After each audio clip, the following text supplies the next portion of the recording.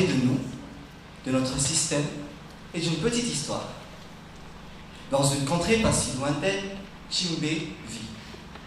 Vole, pille, exploitant et dévorant hommes et femmes et enfants de cette contrée. Il est responsable ainsi de leur malheur. Dans notre histoire, le système, toute nature confondue, politique, économique, social, éducatif, médical, etc., est le Chimbe, celui qui est dit responsable de notre malheur. Des expressions telles que Varokamadink existent pour illustrer le propos de la population qui se dit victime du système.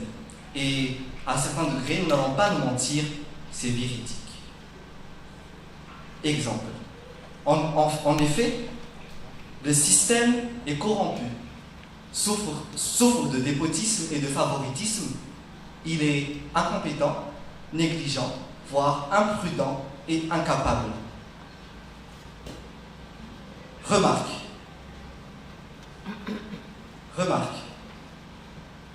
Le système est une relation entre plusieurs éléments privilégiés, obéissant à certaines règles et dans un but précis. Le système médical est un système où il y a des patients, des médecins, dans le but de fournir le service de santé à la population. Eh bien, est-ce que vous pensez que lorsque je dis système, je dis État, eh bien, vous vous trompez. Dans le système, d'un côté, il y a l'État, et de l'autre, nous autres citoyens responsables. Nous autres citoyens, parce que nous sommes à l'origine de ce système. Nous continuons de l'entretenir et nous sommes sa raison d'être. Responsables, parce que nous avons des valeurs, des principes que nous ne respectons pas, des libertés que nous n'assumons pas, et des droits que nous détournons de leur fonction sociale si nécessaire au développement d'une nation. Et Jodi Eureka, nous avons découvert une des causes de la situation catastrophique à Madagascar, le désengagement civil. Laissez-moi illustrer. Imaginez. Nous, citoyens, serions des charpentiers qui avons pour but actuellement de clouer des clous, évidemment. Nos droits seraient le marteau. Eh bien, on préférerait ne pas clouer ces clous. Ou bien ne pas utiliser le marteau, mais utiliser nos doigts pour le clouer. Ça s'appelle un abandon de droit. Ou bien nous préférions clouer avec la queue du marteau au lieu de la tête. Ce qui, on dirait qu'on a perdu la tête. Eh bien, ça s'appelle un gaspillage de droit. C'est l'action d'utiliser son droit de manière irréfléchie et sans objectif. Et le dernier, et non le moindre, nous décidons de ne pas clouer, mais au lieu de ça, nous allons partir dans la rue et fracasser des têtes, les têtes des passants. Ça s'appelle l'action de détourner son droit. Pensez-y, n'avons-nous jamais renoncé à nos droits? Le droit à la participation à la vie politique, par exemple, lorsque nous décidons de ne pas aller au Vivri Pouktane, et que nous renonçons ainsi aux décisions qui se prennent au sein de notre quartier, ou au droit de vote, lorsque seulement 70% de la population décide de ne pas aller voter, renonçant ainsi à offrir à la nation le dirigeant qu'il veut, le dirigeant le plus compétent selon lui.